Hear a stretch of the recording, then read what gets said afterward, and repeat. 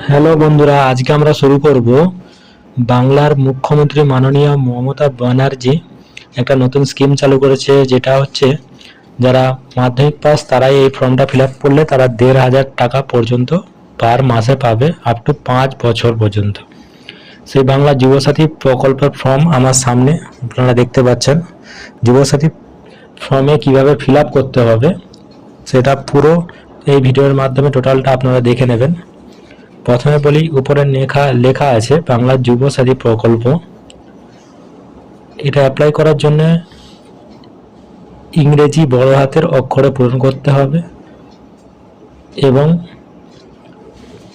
শুরু করার যে প্রথম প্রক্রিয়া, এখানে দেখুন এই উপরটায় এখানে আপনার একটা ফটো লাগাবেন এবং ফটোর উপরে সিগনেচার করবেন এবং দুয়ারে সরকার রেজিস্টার নাম্বার আপনার কাছে যদি থাকে দিবে, না হলে দেওয়ার দরকার নেই। ওরা যেখানে ফর্ম জমা দেবে ওখানে আপনাদের দুয়ারে সরকার ফর্মটা দিয়ে দেবে। এবার ২ নম্বরে আছে আধার নম্বর। আধার নম্বর আপনার যেটা আছে সেই আধার নম্বর লিখে দেবেন।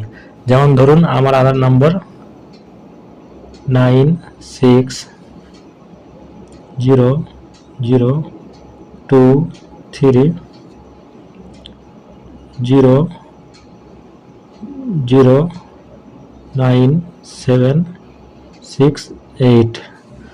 এটা আমার আধার নাম্বার, আমি লিখে দিলাম। এরপরে লেখা আছে ২ নম্বরে উপভোক্তার নাম। মাধ্যমিকের পরীক্ষা অনুযায়ী আপনার মাধ্যমিকের অ্যাডমিট কার্ডে যেই নামটা আপনার ছিল সেই নাম অনুযায়ী আপনাকে ফিল আপ করতে হবে। ওটা যদি ওখানে ভুল থাকে ওটাকেই ফিল আপ করতে হবে। আর আপনার নিজের নাম লিখবেন রোহান, এই মাঝখানে গ্যাপ দেবেন। গ্যাপ দেওয়ার পর আপনার এখানে পদবি লিখবেন রোহান খান। লেখার পর আপনার লেখা আছে মোবাইল নম্বর লিঙ্কের বাই ব্যাঙ্ক অ্যাকাউন্ট। যেই নাম্বারটা আপনার ব্যাংকের অ্যাকাউন্টের সাথে লিঙ্ক আছে সেটা এখানে পূরণ করতে হবে। এবার সেটা পূরণ করবেন 867075XX আপনার যে ফোন নাম্বার সেটা আপনি ফিল আপ করবেন। করার পর আপনার ইমেল আইডি, এটা হচ্ছে আপনার ইমেল আইডি। ইমেল আইডিটা আপনার যে ইমেল আইডি সেটা আপনাকে দিতে হবে। আপনার যে ইমেল আইডি ওটা কখনো বড় হাতের হয় না, ওটা ছোট হাতেরই হবে।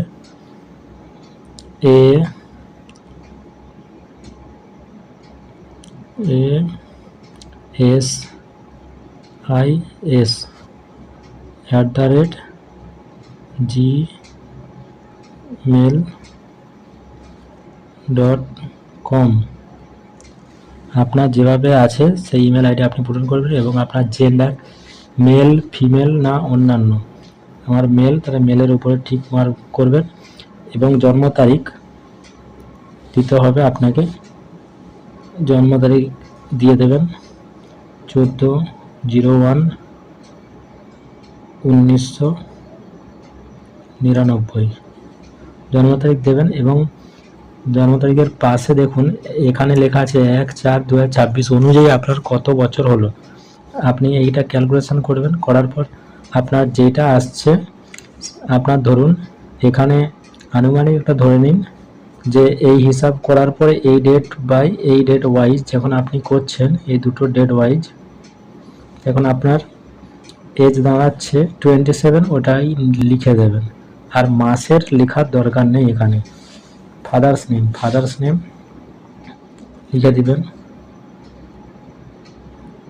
রহিম। গ্যাপ দেবেন। আপনার যে পদবি সে পদবিটা এখানে লিখবেন, সব বড় হাতের ক্যাপিটাল লেটারে হবে। এবং মায়ের নাম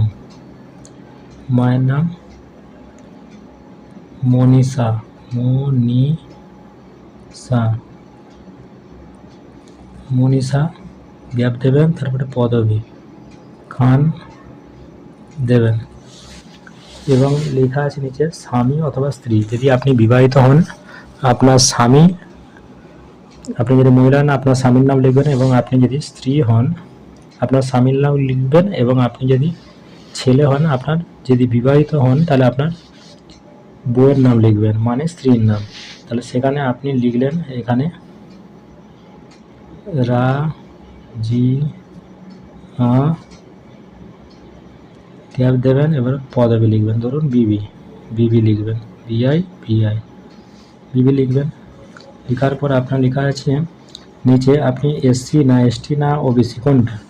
আপনি যদি কোনো এসসি এসটির মাধ্যমে যদি কোনো সার্টিফিকেট থাকে তাহলে আপনার সার্টিফিকেট নাম্বারটা এখানে লিখবেন, এখানে সার্টিফিকেট নাম্বারটা আপনার লিখবেন। সার্টিফিকেট নাম্বার লেখার পর নিচে লেখা আছে আপনি ম্যারিড না আনম্যারিড। তাহলে আপনি ম্যারিড, তো ম্যারিডে ঠিক মার্ক করবেন। করার পর আপনি যদি বিধবা হন এখানে ঠিক মার্ক করবেন। এখানে লেখা আছে আপনি বাংলাভাবে দেখতে পাবেন। এবং হাউস নম্বরটা আপনি কিভাবে পাবেন, হাউস নম্বর মানে বাড়ির নম্বর কীভাবে পাবেন, আপনি 2025 বা 26-এর ভোটার লিস্টের তালিকায় আপনি দেখতে পাবেন আপনার নাম এবং পাশে আপনার বাড়ির নম্বর বলে লেখা আছে। ধরুন আমার বাড়ির নাম্বার ছোট হাতের N0155, এইভাবে এরকম 4টে অক্ষরের একটা সংখ্যা দিয়ে 4টে অক্ষরের আপনার বাড়ির নাম্বার দেওয়া থাকবে, দেখতে পাবেন। ওখানে যেটা থাকবে ওটা লিখে দেবেন। এরপর লেখা আছে ভিলেজ, গ্রাম, আপনার গ্রাম লিখে দেবেন। আপনার গ্রাম ধরুন মেছেদা, MECHE,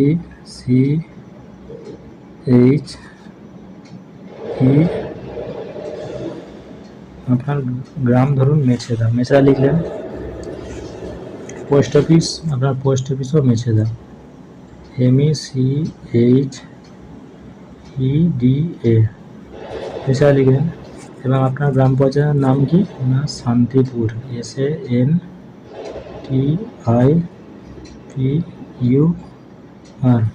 যদি আপনার অঞ্চল যদি 1, 2 থাকে তাহলে সেখানে এখানে অবলিক দেবেন, এবং 1 থাকলে এখানে 1 লিখবেন, এবং 2 নম্বর অঞ্চল হলে সেটাকে আপনি এরকম 2 দেবেন।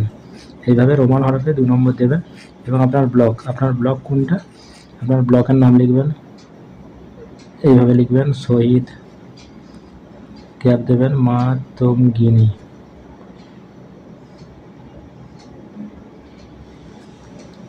শহীদ মাতঙ্গিনী আপনার ব্লকের নাম লিখে দেবেন। এরপরে পুলিশ স্টেশনে কি আছে, পুলিশ স্টেশনে আপনার যেটা আছে সেটা লিখবেন। পুলিশ স্টেশন ধরুন নন্দকুমার, NNDAKUMAR, নন্দকুমার থানা আপনি নন্দকুমার লিখে দেবেন। এবং ডিস্ট্রিক্ট জেলা কি পূর্ব মেদিনীপুর, PURBA, গ্যাপ দেবেন, মেদিনীপুর লিখবেন, মেদিনীপুর লিখে দিলেন। তারপরে আপনার পিনকোড যেটা আছে সেটা আপনি এইভাবে বসাবেন।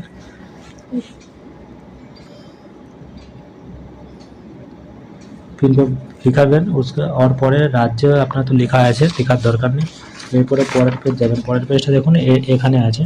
পরের পেজ হচ্ছে মাধ্যমিকের সমতুল্য বিবরণ।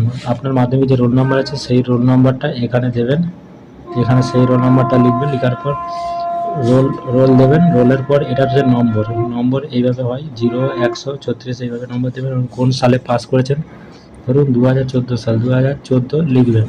2014 সাল লেখার পর আপনি লিখে দিলেন। এরপরে কোন বোর্ডের আন্ডারে, CBSE, WBCSE, ধরুন আপনি WB মানে ওয়েস্ট বেঙ্গল বোর্ডের থেকে পাস করেছেন, এখানে টিক মার্ক লাগিয়ে দেবেন।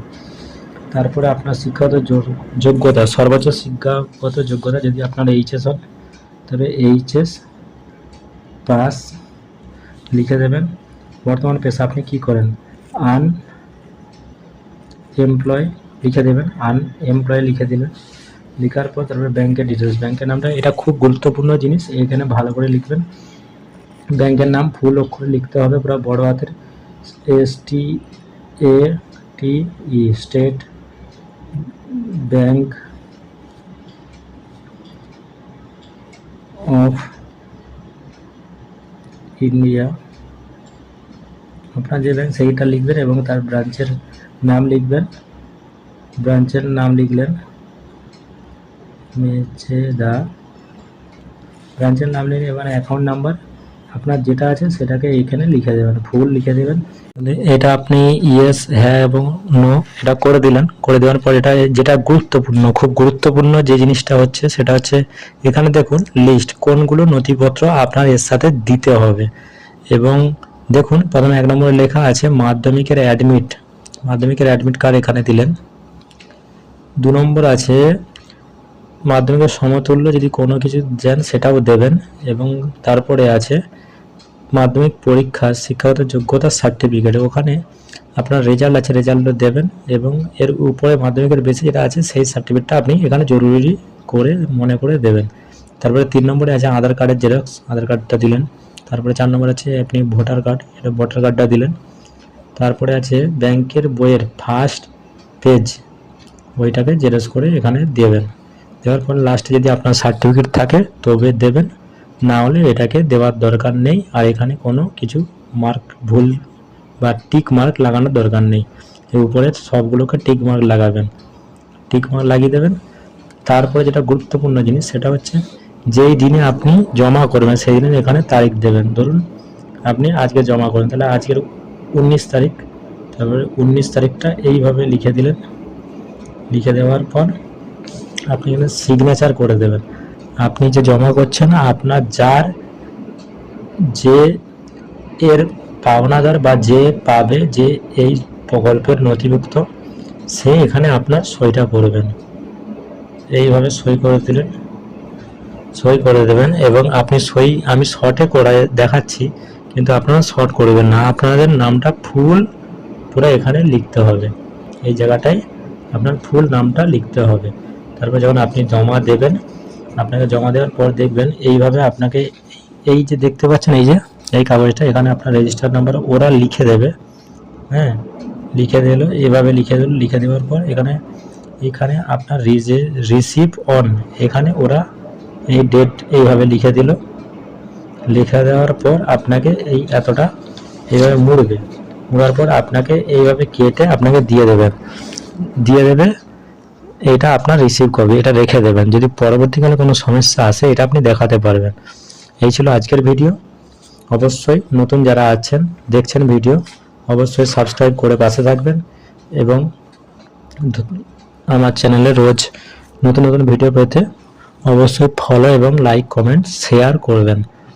ধন্যবাদ ভিডিওটি দেখার জন্য।